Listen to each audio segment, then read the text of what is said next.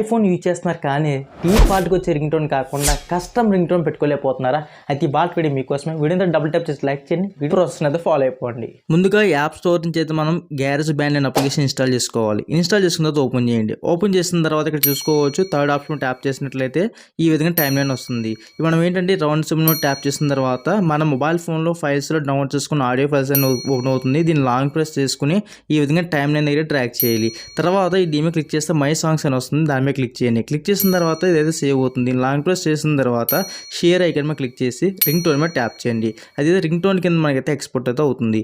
ఈ ఎక్స్పోర్ట్ అయిన తర్వాత మీకు ఒక ఆప్షన్ రావడం జరుగుతుంది. యూజ్ సౌండ్ యాజ్ మీద ట్యాప్ చేయండి. యూజ్ సౌండ్ యాజ్ మీద ట్యాప్ చేసిన తర్వాత మనకైతే స్టాండర్డ్ రింగ్ టోన్ అడుగుతుంది, దాని మీద క్లిక్ చేస్తే రింగ్ టోన్ అయితే సెట్ అయిపోతుంది.